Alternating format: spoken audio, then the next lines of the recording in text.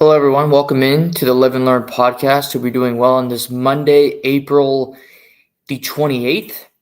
It is election day here in Canada, as well as just a really busy day in the sports world after a weekend filled with playoff games, the NFL draft that had its biggest ratings in years, UFC event in Kansas City that was very entertaining.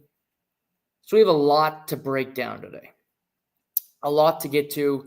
We got a pair of games in the National Hockey League tonight. Game 4, Tampa, Florida.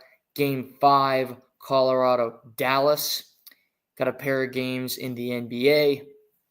So we will get to that momentarily. I do want to kick off. We had a couple hours to go. It is election day. We all have our opinions on politics, on the way that the country should be going, on our feelings about Canada as a country.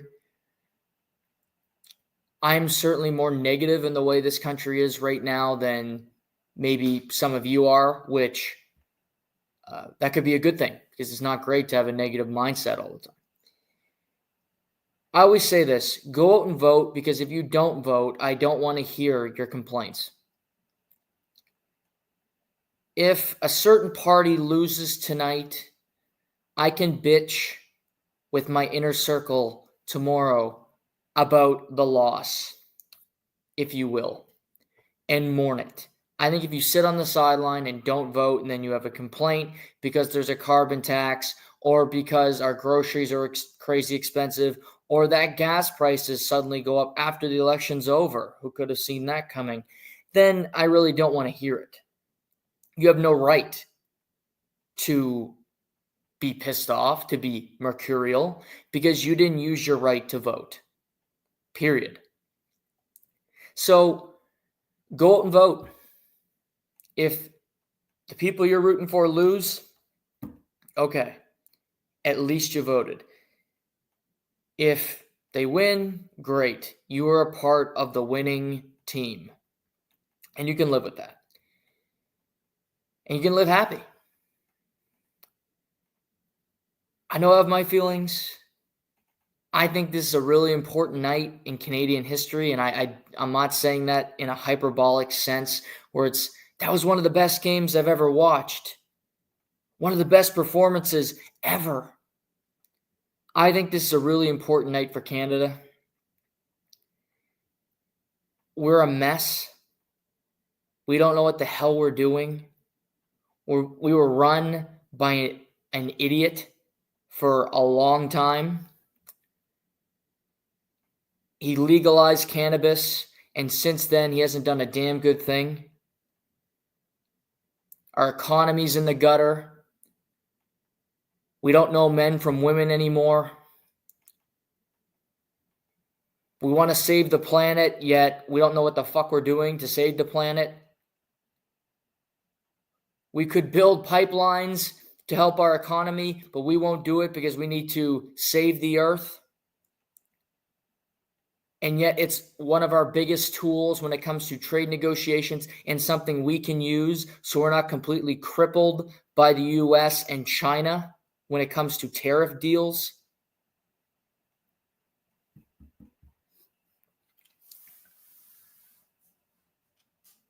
I've always heard this from people, and I completely agree. I think a government has to be run by a business because it's a very large business. All of us who go to our 9-to-5 and work our jobs, or even if you own your own business, yeah, you're better off than most, than the rest of us, I would say. But we're all affected by the business that is Canada. And if we don't do anything to help our business, it'll continue to rot. It'll continue to lose money. Again, vote however you want to vote. I think we need big, radical change. I'll be watching. It's interesting. Politics are fascinating. Tonight, it's a big deal. A big deal. So go vote. Thank you for listening to my sermon. It'll be the only time I use the word sermon because they wouldn't allow me in a church to give one, nor would I go, to be fair. But tonight will be interesting. It's Canadian politics. Politics. Shortest election period ever. Wonder why. Tonight, we pray for the right result, whichever that might be. Okay, pivoting from politics. We had some games this weekend. Teams with big moments to show who they are, show what they can do in big spots. And the team that took center stage were the Toronto Maple Leafs, who have a 3-0 series lead for the first time since 2004. Had Ottawa on the ropes. Game 4 in Ottawa with a chance to punch their ticket to the second round. Following a slow start to the game, a no-hitter of a first period between the two teams that was a snooze fest. If you wanted to say it wasn't boring, you could call it a chess match. But I find chess interesting. Maybe it's more of a checkers match. Just a shitty period. We can say that. I get it. Again, I know it's a Leaf game, but it can be a shitty period. It can happen. Chill. Don't change. Don't switch the podcast over. Stay with me. But Ottawa came out, had some momentum, played a better period, and played desperate because they had to. Ottawa had to win. Toronto didn't have to. There's a difference there. And I think for parts of the game, Toronto has their script, if you will. They know. Block a lot of shots, which they do every game so far in the playoffs. Capitalize on the power play. Check. Play really good defensively as forwards. Just good team defense. Check. Get solid goaltending. We'll get to that. And hope that we can catch a break. And that might sound harsh, but if you think about the game so far, Toronto's been the better team. No doubt about it.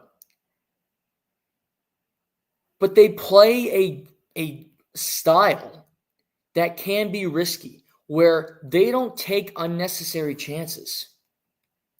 It's very pragmatic. It's very, this is our design and how we're going to play.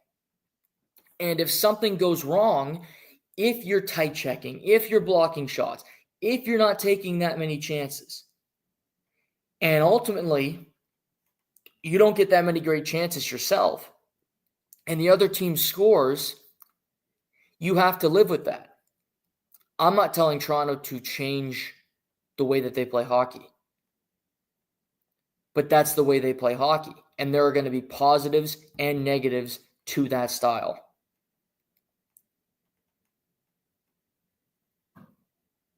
They easily could have won the game on Saturday. They should have won the game on Saturday. They were the better team. Now, I think Timmy Stützle, Brady Tkachuk, the Senators' top guys, if you will, were better than Matthews and Marner. In particular, in the third period and overtime, where I thought those big guys were a bit sleepy, a bit nowhere to be seen. And ultimately, Jake Sanderson gets the overtime winner on a shot that Anthony Stolarz probably should have saved, and Ottawa stays alive.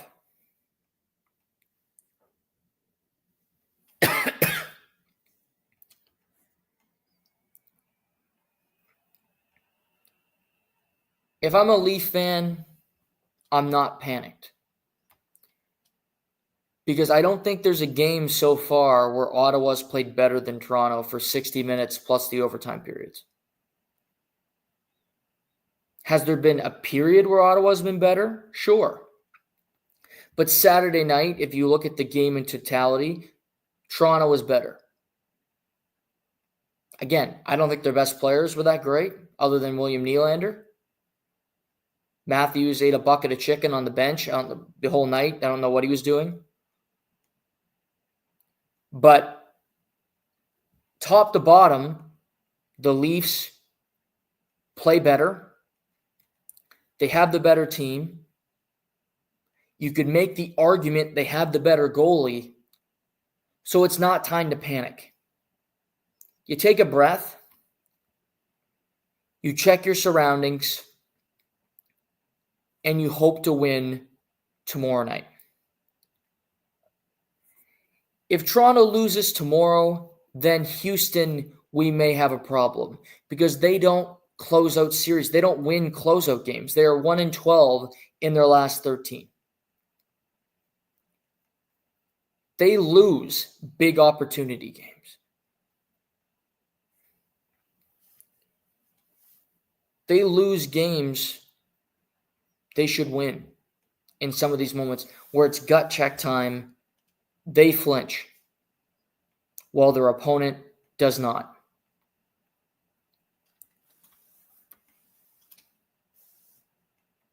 So they have to accept that, know that's the reputation, and overcome it a little bit.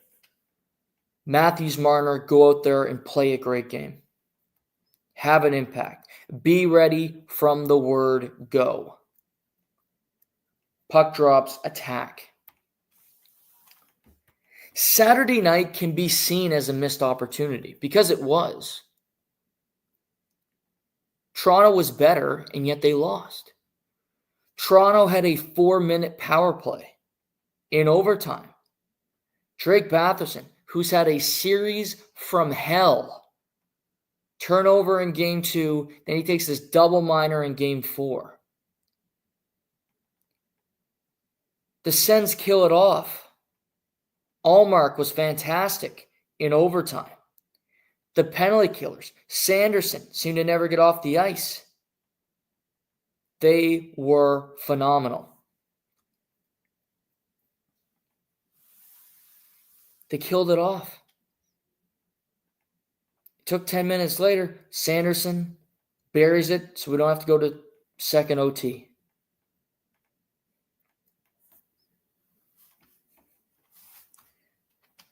But I think if you're the Maple Leafs, you like your style, you're comfortable with it, I would make the argument, take some more chances. Stay in your prism. Be aware of what's working. But take some more chances.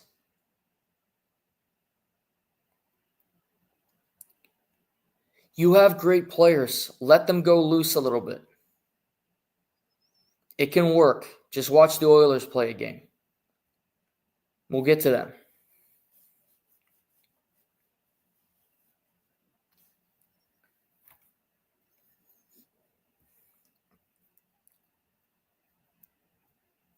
Credit to the Senators. They didn't want to get swept. They wanted to push the series back to Toronto, which they did.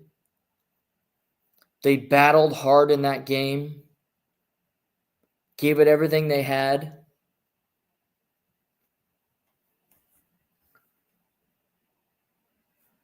Game 5's tomorrow.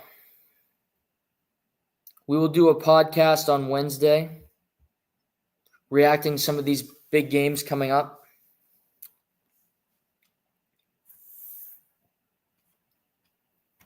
I think Toronto wins tomorrow night and the series is over.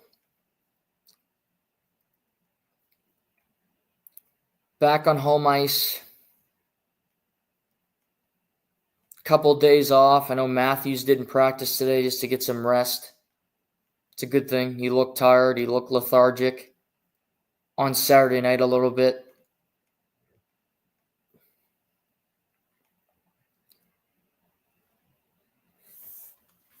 Piece of advice for both teams. Shut up with the officials. In the beginning, it was Ottawa. Looking at the refs every time. It was like an NBA game, like Luka Doncic flopping around, bitching about not getting a call. Kachuk the whole game, Giroux the whole game, going to the referee. Here's what I love, is when a team gets a 4-minute power play in overtime. Doesn't score on it, of course. And then after the game, you like to go to the media and complain that there wasn't a call on the John Tavares Artem Zub play in front of the net. I love a complaint when you get a 4-minute power play and you don't score on it. Oh, I live for it. I think it's such a great argument. There's never been a stronger argument, one might argue. It was a It was a battle in front of the net, and Zub won it. It was a physical altercation. Berube, I saw a hit to the head. Oh, I don't know what happened here. What's happening? We got to protect the players. Loser argument. You had a 4-minute power play. Score on it. That's my pitch to Coach Berube. And John sold it hard. He did a good job, I'll tell you. Flopped around. But come on. Boo. Loser argument.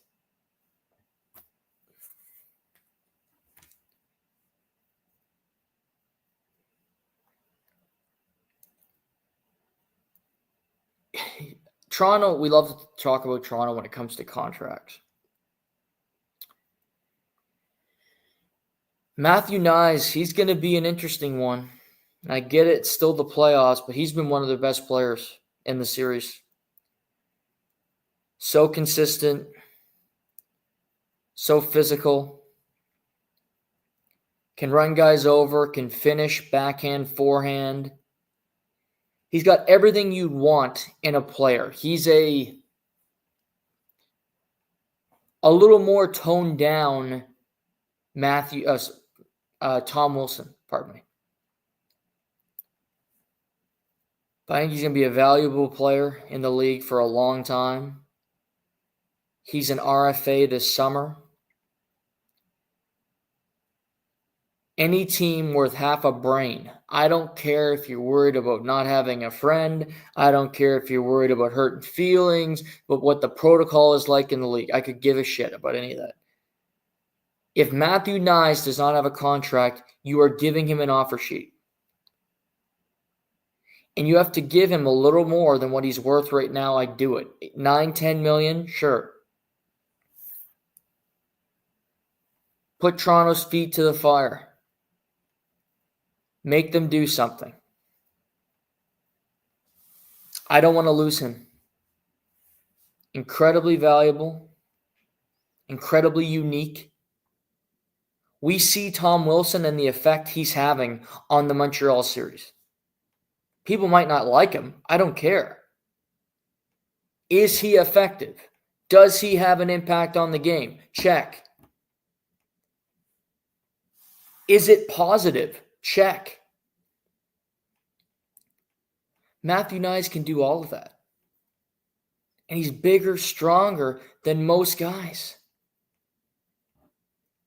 He can run through forwards on that Ottawa Senators team. We saw him fight White Cloud this year. He's not afraid to mix it up. I love him.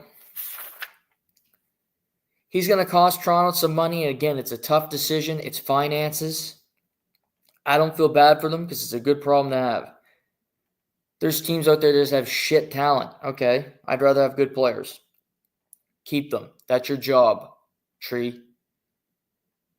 But he's going to cost you something. No doubt about that. Okay.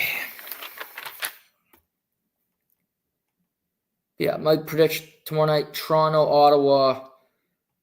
Another close game. 3 straight games go to overtime. That's rare. I'm going to say tomorrow night, 4-2, Toronto win. They advance to the second round. No need to panic unless Ottawa wins tomorrow night. Then, panic can start to seep in. Leafs fans can start to feel it. Because then, if you believe in game-to-game momentum, which I don't, but some do, the momentum just may be shifting.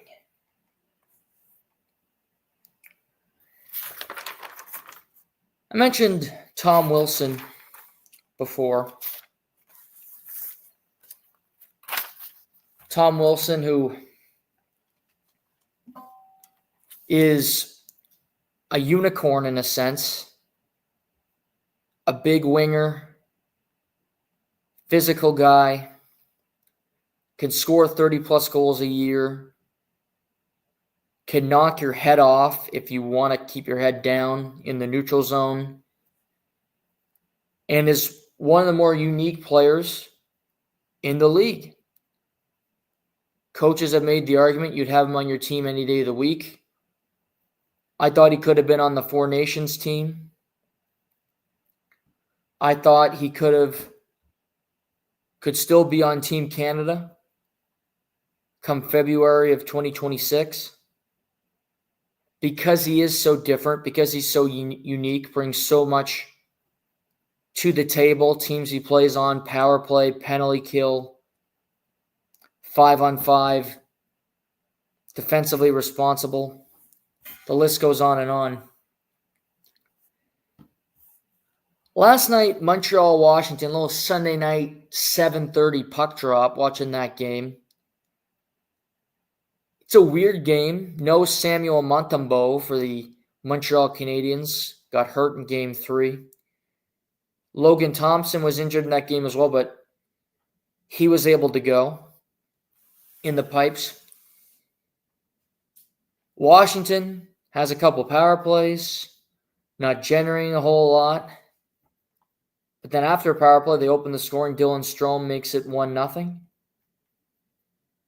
But from then on, Montreal killed a 5-on-3. And I was thinking, watching, this could be the hashtag TSN turning point. They kill a 5-on-3 middle of the second period. Washington took a timeout to get extra time to think about it. After they kill it off, Washington takes a penalty. Yaroslav Hosky makes it 1-1 on the power play. We get to the back end of the second period. Ovechkin takes a penalty. On said power play, Cole Caulfield scores. Montreal 2 power play goals. 2-1 Montreal entering the third period. And Washington was lifeless. The top line for Washington through 4 games, they were great in Game 1. Beauvillier, Ovechkin, and Dylan Strome. They have been quiet ever since. They haven't had a huge impact on the game. I don't think they played great last night. And it felt as if Montreal, who won Game 3 at home, was going to win Game 4 at home, send it back to the nation's capital, locked at 2. Until there was another TSN turning point where Carrier, the Montreal defenseman, who's very good, by the way, has the puck right on the red line, gets rid of it, and as he does, Tom Wilson comes through and hits him with one of the biggest hits you'll ever see. Clean, hard hit. Doesn't hit him in the head. It's not a dirty hit. I heard some on Twitter, some analysts, it was predatory. Whatever the hell that means, predatory. It was a big hit. Carrier had to leave the game. It's a contact sport. That's allowed to happen. But he levels him. A couple Montreal guys are out of position. Josh Anderson skates towards Wilson. Kind of looks like he wants a fight. Wilson's got no interest. He goes to the bench. You see, basically, Washington's able to go in on a 5-on-4. Brandon Duhaime throws the puck on net, bounces off of Caulfield through the legs of Jacob Dubes, and it's 2-2. That hit, less than 30 seconds later, ties the game. All of a sudden, 2-2.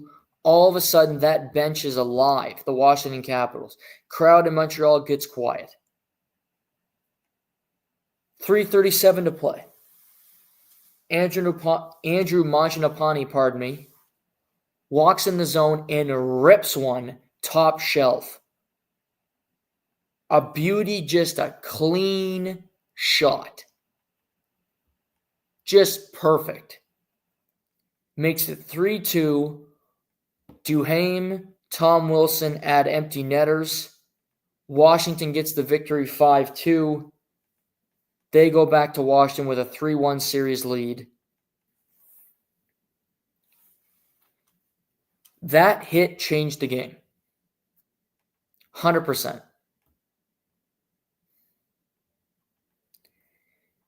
They didn't have life. They didn't have momentum. And Tom Wilson just crushed Carrier.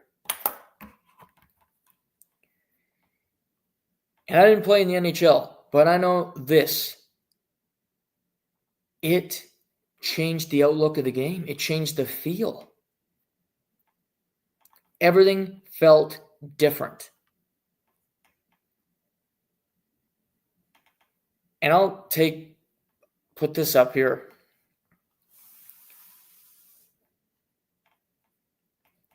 Paul Bissonnette, a guy I don't usually agree with. Spit and Chicklets, it's a podcast. Some people like it. It's not for me. That's fine.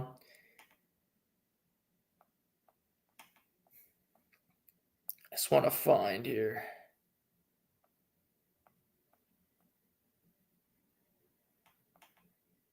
Kind of said today, you always have to know when Tom Wilson is on the ice. 100%. He said that in the Pat McAfee show today. Correct?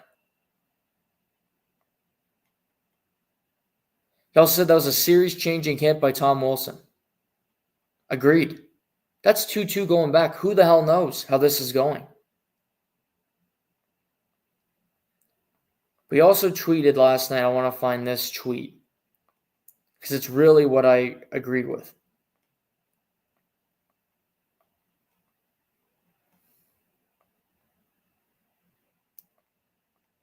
Tweeting about the Oilers. I got to get down here. Enough of this crap. God, he tweets too much.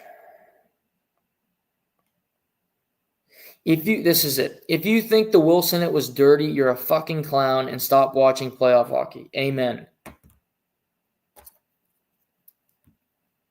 Carrier could have kept his head up. But also, Tom Wilson's just a big, strong man. And he's allowed to be a big, strong man. Can he hurt you? Absolutely. A risk that you have to take. Montreal can still come back. They're not dead. But it feels different right now than it did, say, the end of the second period last night. Montreal shouldn't win this series. Washington's a better team. They're a bigger team. They have a lot more going for them. Marty St. Louis had a hell of a season getting this team to compete the way they have.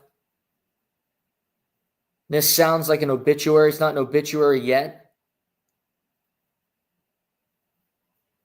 But they don't have the number one goalie. Who knows what's going on with him. Laine's not playing, which positive.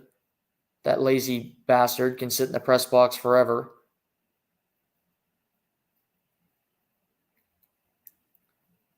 But that hit, it wasn't dirty. It wasn't predatory. It had such an impact on the game. Such an impact on the series. They scored a goal 20 seconds later. He hit him in the chest. Didn't go off his feet. No targeting, nothing. Picture perfect hit. Logan Stanley on Jordan Kyrou. Game 2, Jets Blues. Another massive hit. It can happen. It can happen. And certain times it has a huge impact on the game and how things turn out down the line. I thought it was a great moment, a great hit. Carrier was able to get to his feet. So I don't think they had to blow the play down. He got to the bench. All was good with it.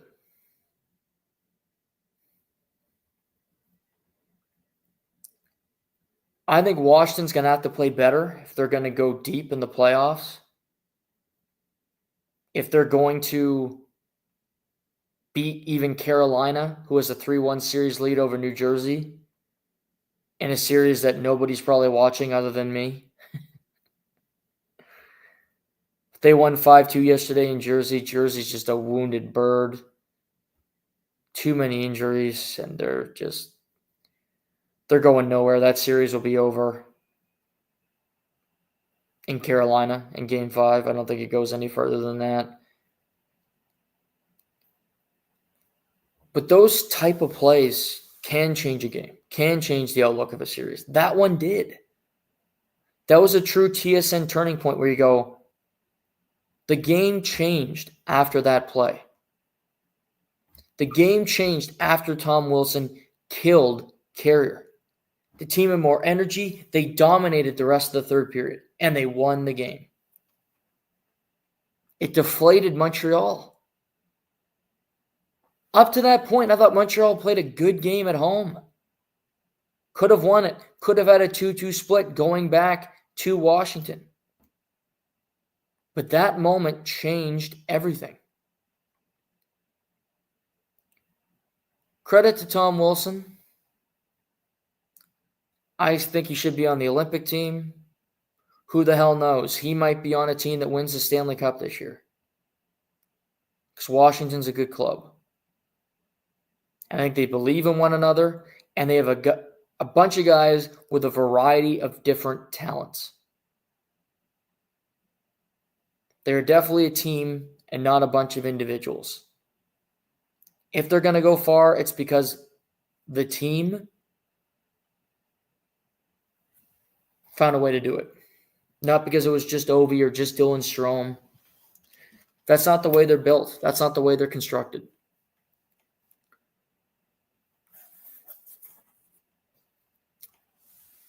Now,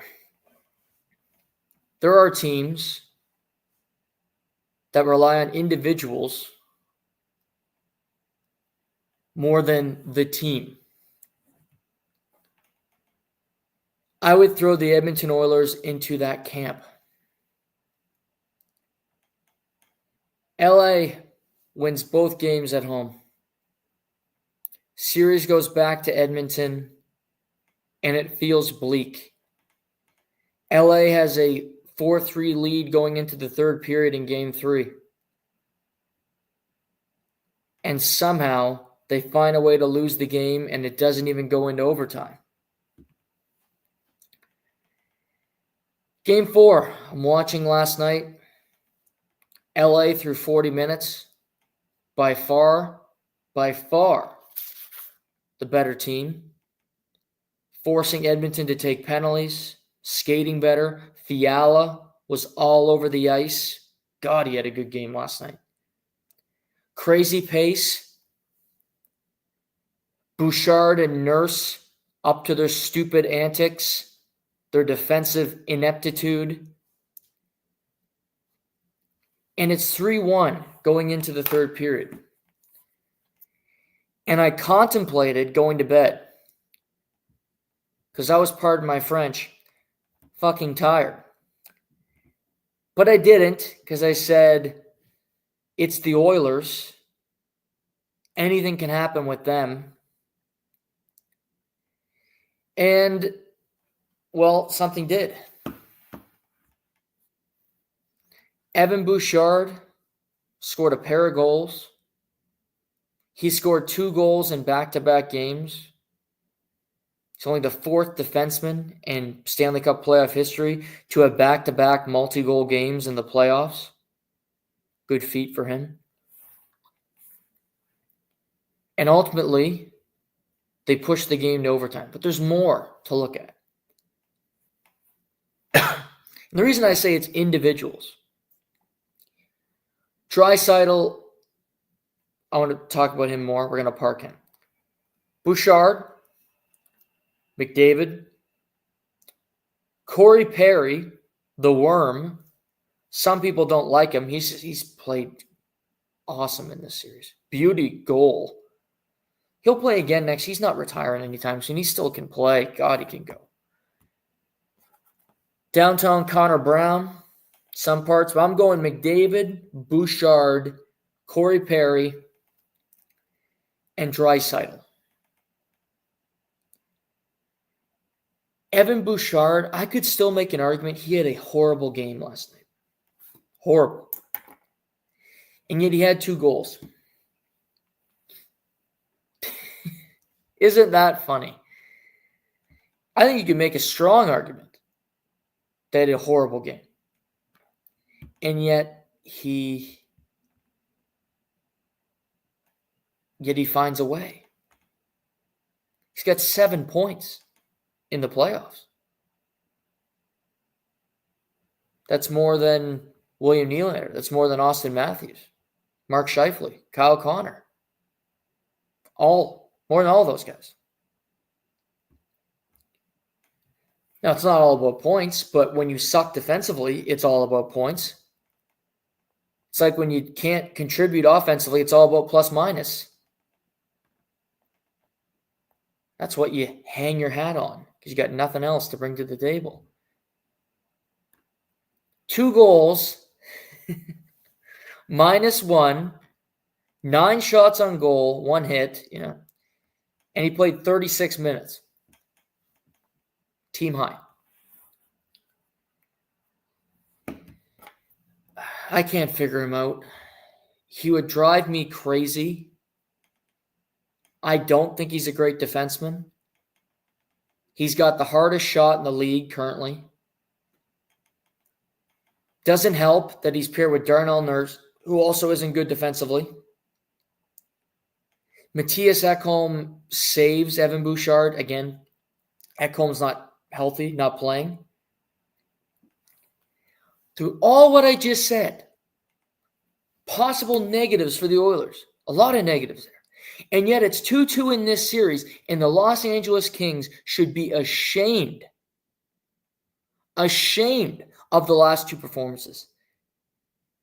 Jim Hiller, you have leads as a coach going into the third period in both games against a team that you know so well. You played them 3 years in a row, and you've lost every fucking year. A 1-goal lead and a 2-goal lead, and you can't hold on to that? You can't hold on to that. They win last night, they win the series. And I don't think it's coming back to Edmonton. Because LA's better.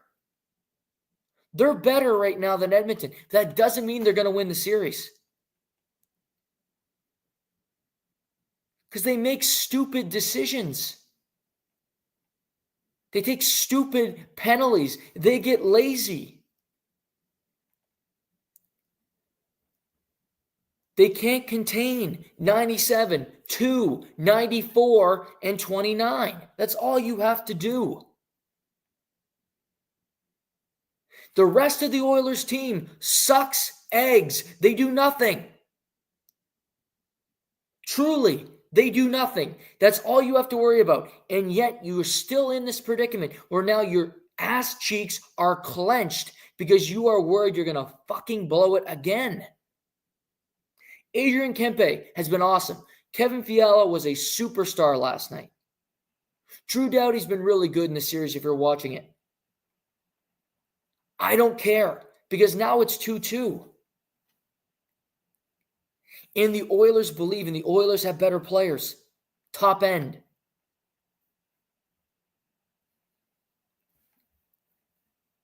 Quinton Byfield. 30 seconds to go in the game. 30 seconds.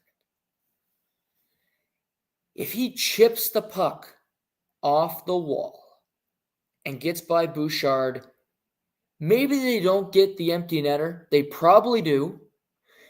But it's going to kill clock at least. And also, this is also another fact. The puck won't be in your zone. So you can't lose when the puck is not in your zone. That's another hockey fact. If you're just learning the game, it's very hard for the opposition to score when the puck is not in your zone. For the youngsters out there, that's hockey 101. Ice the puck. Chip it off the glass. Put it off your head to get it out of the zone. I don't care. I'll tell you what you don't do. Skate in the middle at a huge fucking defenseman and say, I'm going to deke him out. No. You don't do that. Quinton Byfield, who was a number 2 overall pick. Hockey IQ, so much skill. He's the future of the Kings. He looked like a loser last night because he was. He cost his team the game. That was a selfish Patrick Laine type play. Chip the puck off the glass. You win the game.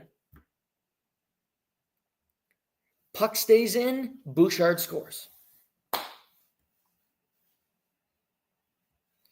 And then you lose in overtime because the refs called a penalty that I wouldn't have called, but they won the game. Could have called one on the Connor Brown play. Stars get calls. Happens.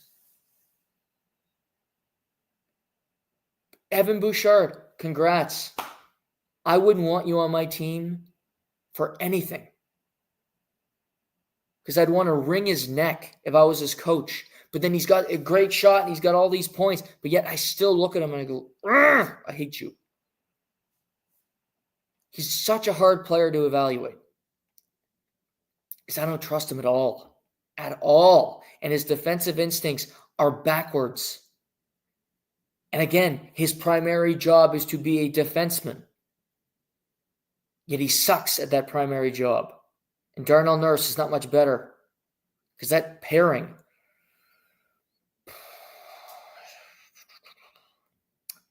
The Trevor Moore goal where Nurse throws the puck up the wall, but he throws the puck up the wall and it's shoulder height. Nobody's what's the thought there? Who's that puck going to? How's it going to be productive? He'll probably say, I meant to clear the zone. Not happening. No, not buying it. That's fugazi. That's lies. That's no good. LA, Game 5, tomorrow night at the Crypt. Crypto.com. I believe it's tomorrow night. I want to make sure about that. Yes, it is, because I knew that the Lakers also have to play a home game this week, but that'll be on Wednesday. Because they also lost a game yesterday that they probably should have won. And I know we got Casey listening, so I'll get off NBA before I lose all my listeners altogether. But LA, who's lost 6 times on home ice all year. Impressive. It's a must win for them tomorrow night. Must win. They lose tomorrow night to Edmonton, the series is over in 6. It'll go back to Edmonton, and it'll be over. Because I don't trust LA to win 2 in a row. I don't trust them to pull out a clutch game, because they won't. They haven't in 3 years. Why will they now? Jim Hiller, the head coach, is going to be so frustrated with that game. So frustrated with Quentin Byfield. They could have swept this series. And yet now it's 2-2. But to Leon Draisaitl, I'm starting to lean Oilers are going to win this series now, and I didn't feel that way going in. But LA's a great home team, so maybe they can turn it around. Whether they win or lose this series, this point remains. Leon Draisaitl is the most clutch and the best playoff performer in the league. Any team, any player, any race, any ethnicity, any country, I don't care. He's the best. I've never seen a playoff terminator like him. If he's somewhat healthy, he will be ready to go and he will play his tail off. He gets points. He had a 4-point night last night. He does everything. 9 points in 4 games, tied with McDavid and Kempe for the most in the Stanley Cup playoffs. Because there's no goaltending in this series either team. On the same day that Darcy Kemper was nominated for the Vezina. Bad defensive breakdowns. But Draisaitl he has such an innate ability to find open space on the ice, occupy that open space, and do something with it. So many big goals, so many smart decisions, reading the play, finding the open space so McDavid can give him a great pass and put it into the net. To me, he's the best playoff player in the league, period. He's clutch. He delivers. He's just amazing. Game 5 in LA. Demain soir. I'm not confident about LA. I'm not. That game last night, I don't even root for anybody, and it pissed me off.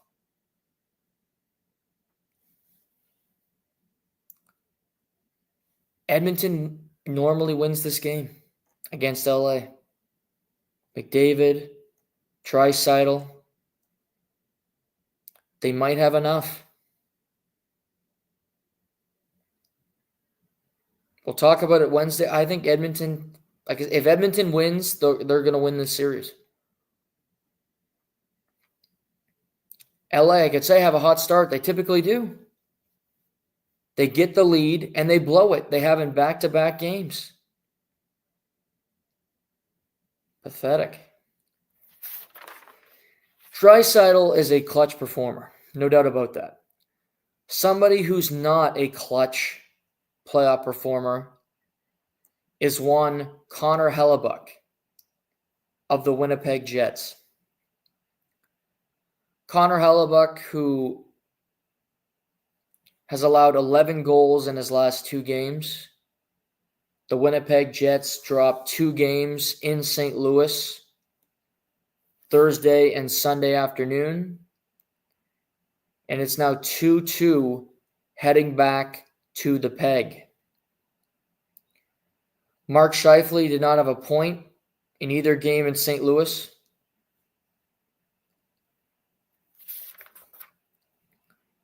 They looked out of sorts. The defensive structures weren't incredibly well done, really. And Hellebuck, let's just be honest, needs to make a save.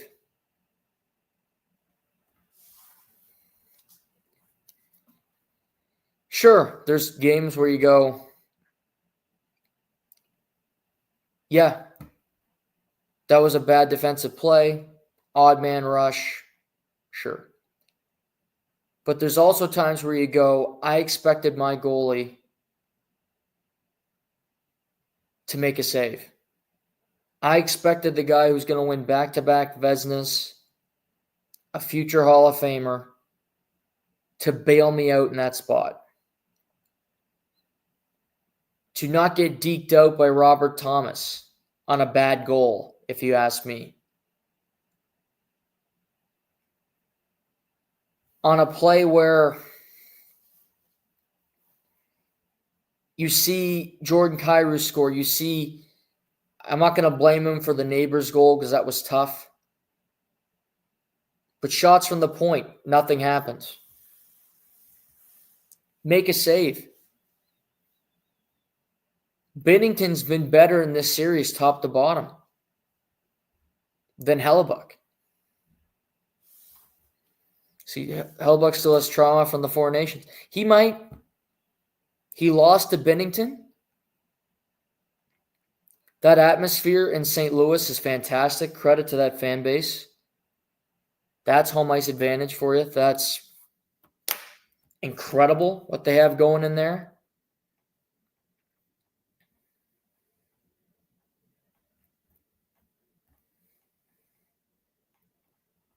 But it's now a tense situation for Winnipeg. Big favorite, home ice, best goalie in the world. And now you're facing the biggest game of your season at home with a confident St. Louis Blues team. A confident St. Louis team that's getting production from their whole life. Cam Fowler has been awesome in this series. Jake Neighbors has been awesome in this series. Robert Thomas, Kyrou.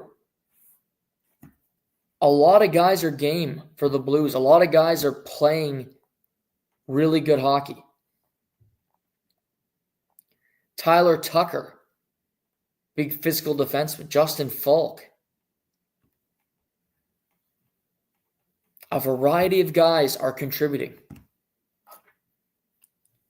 For Winnipeg, they need to do a couple things. Sounds like Gabe Vilardi is going to be back. That's big.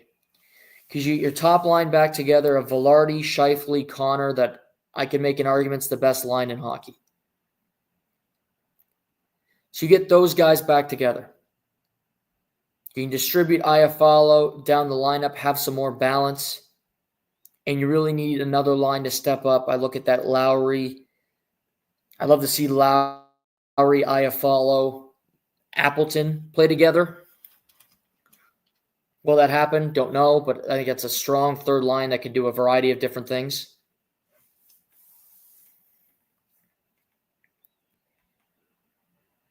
But you need another line to show something.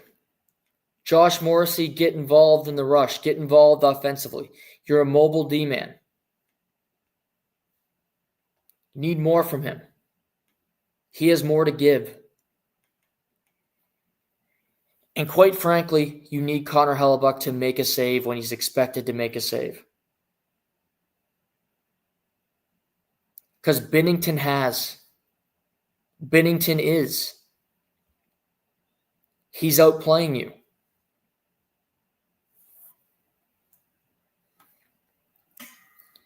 It's on him. Goalies are like quarterbacks. If you don't deliver, it will be on you.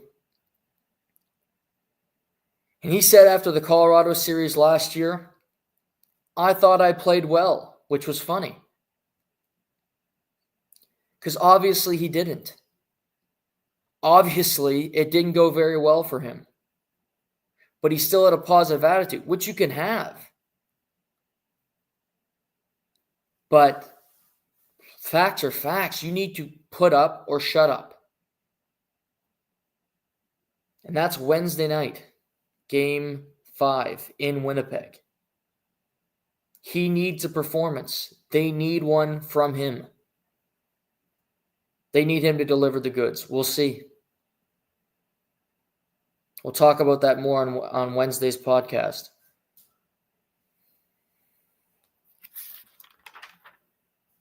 Other series around the NHL, Vegas, Minnesota. I did not think that series would be competitive. It's absolutely competitive. Minnesota is giving Vegas everything that they can handle and more. Kirill Kaprizov has been fantastic to watch. But it's not just him. Marcus Foligno has popped. My guy, Brock Faber, has looked really good. Zuccarello, the ageless wonder, can still wheel around out there. We get that Game 5 tomorrow night. Minnesota's been better overall in the series. They go into corners and they're coming out with pucks, and Vegas is the bigger, heavier team. They should be the ones doing it, but they're not. Eichel's been very pedestrian. Great regular season, very pedestrian in the playoffs so far. Aiden Hill's been okay, hasn't been great. Physical series. Again, you see the OT with Ivan Barbashev, another one of my guys, 2-time Stanley Cup champion, gamer, winner. Finds a way to get in front of the net, puts it there, beating Philip Gustafsson. Minnesota has less talent, but they believe that they can win. Vegas should win, but should means nothing because work ethic will beat skill. And to me, Minnesota has been the harder working team so far. They got a raw deal on Saturday. We'll see what they come out with tomorrow night. I mentioned Carolina 3-1 up in New Jersey. No Luke Hughes, no Brendan Dillon, no Jonathan Kovacevic for New Jersey. Having to play Simon Nemec, who did get an OT winner, and Dennis Kowalski. Big minutes on the back end. Carolina just knows the way that they play. Eliminate ice. Be boring. Have a player step up like Svechnikov yesterday who got a hat trick.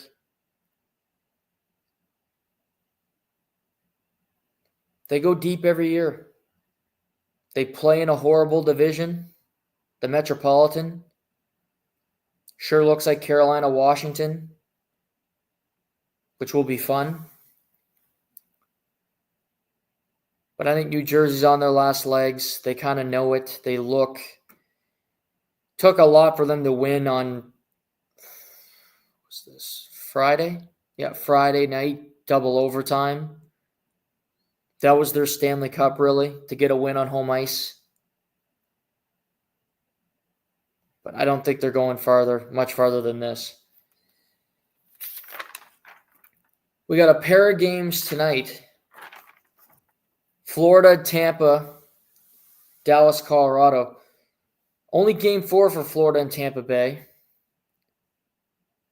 Interesting series where Hagel was suspended one game for his hit on Sasha Barkov. Then Saturday afternoon, Tampa just mollywops Florida. Jake Gensel, Kucherov came to play. Big performances. Vasilevsky was good. And Tampa was just the superior team for large portions of the game. And then at the end of the game, Matthew Tkachuk lays a big hit on Jake Guentzel. Jake Guentzel does not have the puck. Tkachuk is given a 5-minute major and a game misconduct. He doesn't get a hearing. He will not be suspended. A decision I agree with, by the way. Didn't hit him in the head. Was it dirty? Sure. Was it predatory? That's the new term. Okay, maybe it was predatory. I don't think it was predatory because he didn't hit him in the head. And I look at hitting it to the head as a direct correlation to intent to injure. So I didn't see any of that happening. So with that being said, I think the NHL made the right opportunity. I think this series is chippy. These two teams hate each other. That is very apparent. In Florida, Florida won both games on the road. Tampa wins on the road on Saturday. I oddly think this is a bigger game for Florida. And yet, if Tampa loses, they will go down 3-1. I think Florida needs to win tonight. They still have the Stanley Cup aura, and they have a lot of great players. And if they're playing at their apex, they could be the best team in the league still. Even better than Toronto. I don't know if they are at this point. I don't think they are at this point. But they could be if it all comes together.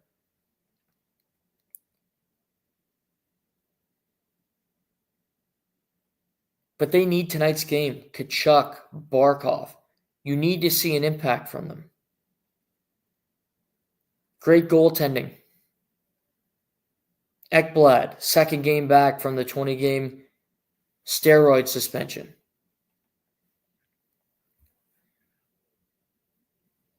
That'll be a fun game because it's a fun series. Two teams that just hate each other. And then the nightcap, Dallas, Colorado, Game 5. The best story is Gabe Landeskog. Misses 3 years, comes back Game 3, plays 13 minutes. They lose in overtime. Game 4, they dominate. He has 2 points, including a goal. And we got a 2-2 series. Game 5 in Dallas tonight. No Miro Heiskanen still for Dallas, which sucks for them. Colorado looked head and shoulders better than them on Saturday evening. They had the puck the whole night. McKinnon was in Terminator mode. Ottinger got pulled, but I think that was more to rest him than anything else. They dominated. Dallas needs a response. They need to have the puck. They need to hit. Get in the face of Colorado. Do not let them have free reign through the neutral zone, because if you do, you are screwed. They are faster than you. They are more skilled than you. They are healthier than you at this point. Dallas needs tonight's game more than Colorado, because Colorado gets to go back home. They're healthier. On paper, they're a better team. I still think Dallas can win this series, because I believe in Dallas. I think they're a tough team. And they've been here a lot of times. And Peter DeBoer is a good coach. They respect him. They play for him. The shame with this series is one of them is going to lose. And they're an elite team. I think they're better than Edmonton or LA, either of these teams. Certainly better than Minnesota, maybe possibly Vegas, these two teams, at their apex. But the standings are the standings. This is the way the cookie crumbles, and you have to roll with the punches. Somebody will win, somebody will lose. Big Game 5. I think it'll be a great game. Okay. Before we move off of hockey, we got some somewhat, I would call this medium news in the NHL today. Medium, Meads, if you will. The Pittsburgh Penguins announced that The team and head coach Mike Sullivan had mutually agreed to part ways after 10 seasons with the team and 2 Stanley Cups.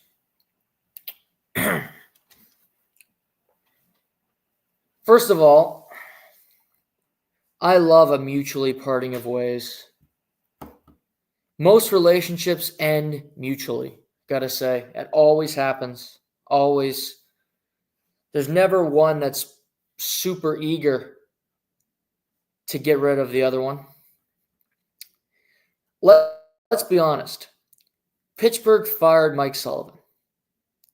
Kyle Dubas came over and inherited Mike Sullivan. He didn't get to choose him. He's not hired a head coach since becoming president of hockey ops for the Pittsburgh Penguins. He inherited Mike Babcock in Toronto, and it wasn't long before it was Sheldon Keefe at the helm and no longer Mike Babcock. He wants to hire his guy, which more power to him. But this is not a mutual parting of ways. I think Pittsburgh knows damn well that Mike Sullivan, who's won 2 Stanley Cups, who coached the Americans at the Four Nations, just one of the most highly regarded coaches in the league, will be given a contract to be a head coach for a team before the start of next year. I'd be shocked if he didn't, unless he doesn't want to coach and wants a break.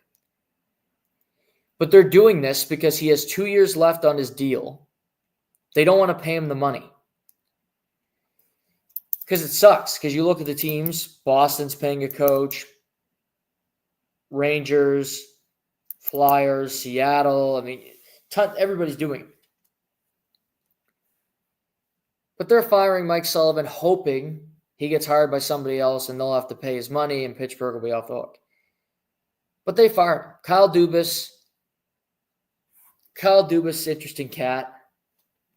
He's going to be working with Canada at the World Hockey Championships.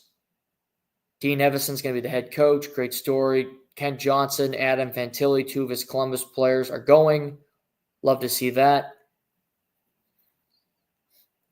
But Mike Sullivan's been frustrated with the roster of this team for a long time. And Mike Sullivan preached, because who hasn't been?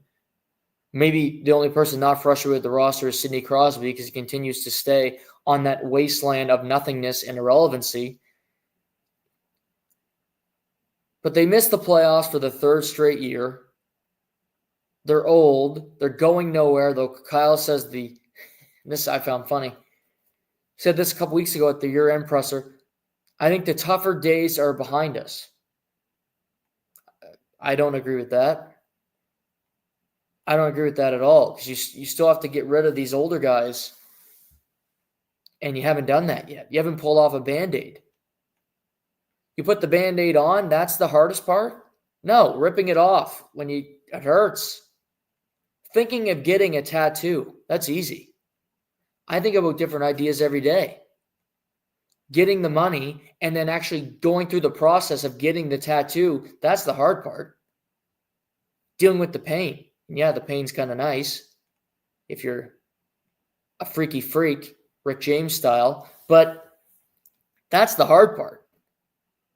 Thinking of an idea, putting on a Band-Aid, that's not hard. I mean, I can't do it myself. I have to ask my mother to do it, because being around, Band-Aids and other tools could be dangerous for somebody like me. But for the average human, that's the easy part.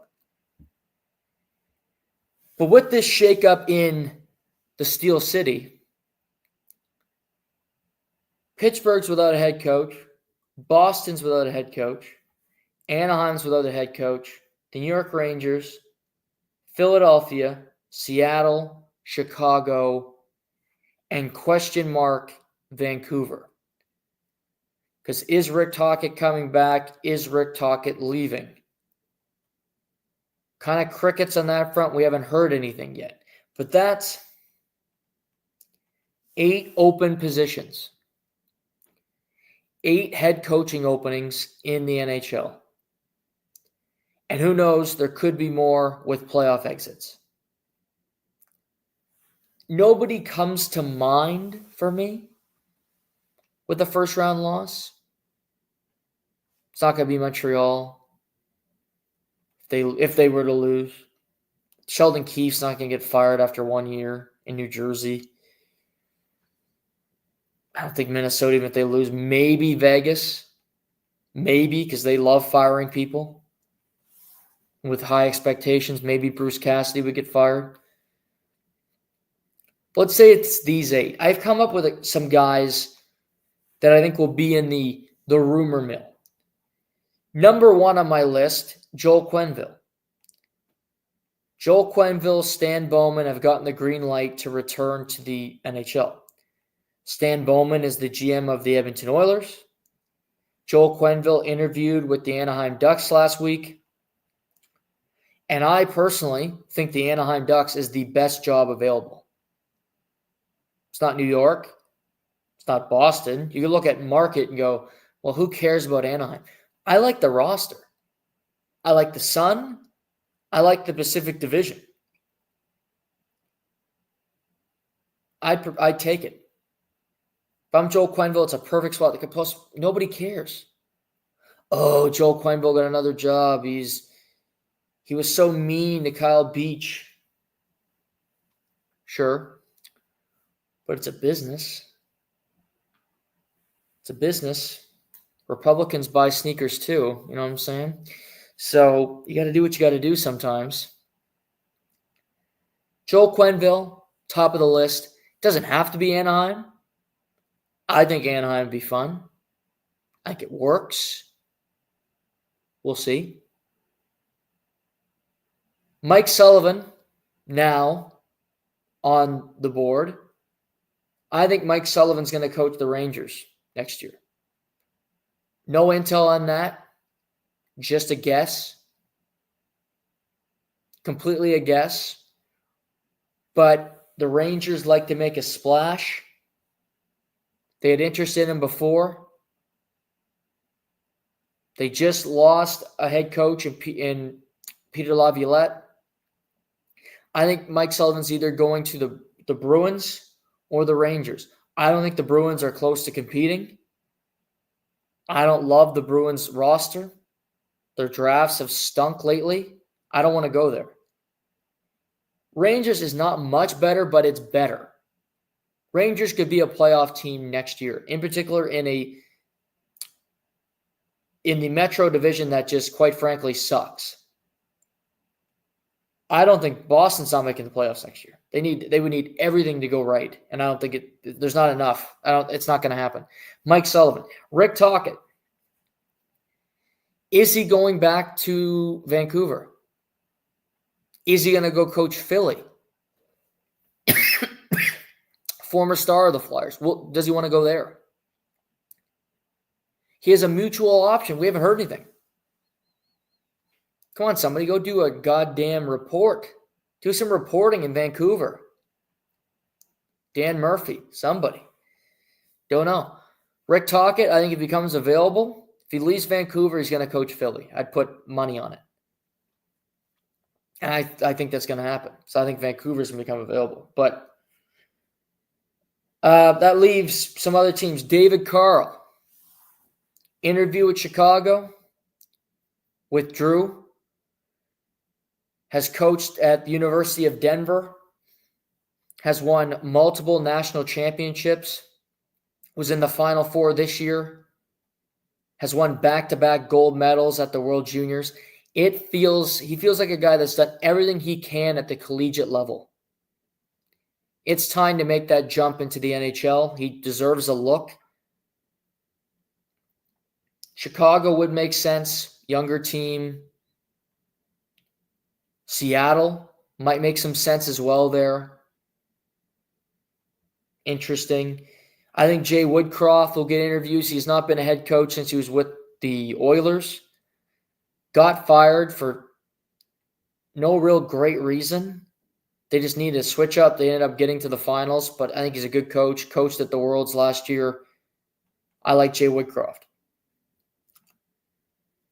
Marco Sturm, former NHLer, German descent, coaches the Ontario Reign, which is LA's farm team.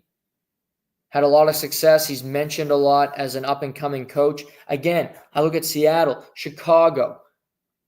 I even look at Boston. Take a chance on one of these younger guys because your roster sucks. Jeff Halpern. Might not know him. Played in the league a long time. Played for Tampa. Played for Montreal. He's been an assistant under John Cooper for 7 years. And again, some guys are just meant to be assistant coaches. But maybe Jeff Halpern can coach. Been with Coop a long time. Maybe. Those are just some names that came to mind for me in this head coaching cycle. There could be other guys that, retreads that get lots of looks. But I think the Gerard Gallants, the Peter Laviolettes, the Alain Vigneaults, that older type coach, I think those guys are pretty well retired. And I even took Torts off the list. I don't think Torts is going to coach again. So I think you're seeing a new wave. Quenneville, Sullivan, older guys, winners, experienced, yes. Carl, Woodcroft, Sturm, Halpern, all unproven guys, but it doesn't mean they can't be successful. John Cooper was an unknown, came from the American League. He's the longest tenured head coach in the league, and he's one of the best with the Tampa Bay Lightning. Jared Bednar, you'd never heard of him. Took over for Patrick Roy after he quit on the team. He's been there a decade in Colorado. He's missed the playoffs, I think, once in his 10 years. It was that first year. They won a Stanley Cup. They've been to another conference final. Him and McKinnon can bicker, but he's got the respect of that team. Good coach. So it doesn't always have to be the flashy guy. Do you have good players, and can you coach a system? That's kind of what it comes down to. I don't give a crap what your systems are in Chicago. Your team sucks. You'll get Jim Montgomery in Boston this year. You had an old roster full of geriatrics. You weren't beating anybody. Go to St. Louis. Okay. I can work with this. It's just different. You're not playing with chum. Fascinating. All these job openings.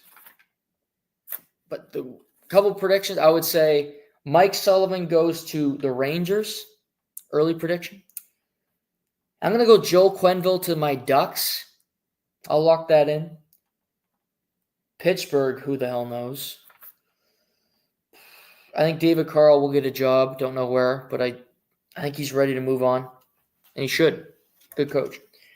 A lot of success. Before we wrap today, NFL Draft was this weekend in lovely Green Bay, Wisconsin. Cam Ward went number 1 overall. We expected that. Jacksonville traded up with the Cleveland Browns to get wide receiver / cornerback Travis Hunter. Cleveland got a high second rounder, a fourth rounder, and a 2026 first. So they'll have 2 picks in the first round in 2026. So interesting there.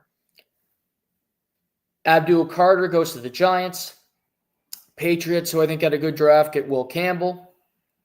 Mason Graham, D tackle from Michigan, then goes to Cleveland, who flipped with the Jacksonville spot. And you see Ashton Genty, running back from Boise, goes to the Raiders. Tedero McMillan goes to the Panthers. I like that one. They needed a wide receiver. Colston Loveland goes to the Bears. I love their draft. I really like their team. I said that before. Tyler Warren, tight end, goes to Indianapolis at 14. What a pick. They didn't have to move to get him. But the discussion all weekend, where's Shadeur Sanders going to go? Didn't go in the first round. Giants trade back into the first round, take Jackson Dart out of Ole Miss. But where's Shadeur going to go? Start the second round. Cleveland doesn't take him at 33. And you go, okay. You get to 40. You go, the Saints. Well, they need quarterback help. Derek Carr has a bum shoulder. He's not a great quarterback to begin with. Maybe. No. The Saints take Tyler Shuck, quarterback out of Louisville. So third quarterback taken in the draft is Tyler Shuck, who's 25 years old. We keep going. Mason Taylor. You might know him, Dolphins fans. Remember Jason Taylor, Hall of Famer? His son, tight end, LSU, goes to the Jets. It's going to be good, by the way. He's going to be good. Jalen Milroe then goes 92 to the Seahawks. So again, not Shadeur Sanders. Jalen Milroe played at Alabama. Has a lot of ability. So athletic. Big arm. He's the quarterback that could be the biggest hit in this draft if they can figure out his mechanics, figure out what's going to make him the most successful. He's got a lot to bring to the table. And we're going through. And you see quarterbacks be taken. You see Dylan Gabriel go in the third round with the Cleveland Browns taking Dylan Gabriel, who's got the best college numbers of all time, Dylan Gabriel. Go 94. And then he doesn't go in the fourth round. We get to the fifth round. The Cleveland Browns trade up, their last pick of the draft, take Shadeur Sanders, 144. All kinds of rumors. He fell because of his skin color. He fell because his play wasn't that good. He fell because of his interviews. Dion was telling people different teams he didn't want his son to go to. Cleveland was one of those, by the way. I think he felt like he was going to go to the Giants at 3. Didn't happen. Reportedly, he met with Brian Daboll. He didn't know the system. He didn't want to run through drills like other quarterbacks in the draft would have, and they got a hate on for him. Other teams had similar interactions. Cleveland liked him. But I think they also really liked Dylan Gabriel. But they saw him sitting there in the fifth round and said, the owner, I think, had such good rapport, said, we're just going to go take him. We're going to go take him here. And now Cleveland has, going into training camp, Joe Flacco, Kenny Pickett, Dylan Gabriel, and Shadeur Sanders. Through all of it, I actually think it's a good landing spot for Shadeur because he can compete. He easily could be starting games next year in the NHL. That quarterback room, 40-year-old Joe Flacco, Kenny Pickett, small hands, first-round bust on his third team in 3 years.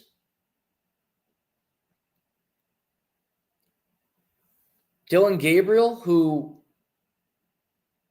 really accurate, but a smaller quarterback, not crazy athletic, kind of like Shadeur. Shadeur has more to bring to the table, I think, at his top end than Dylan Gabriel does.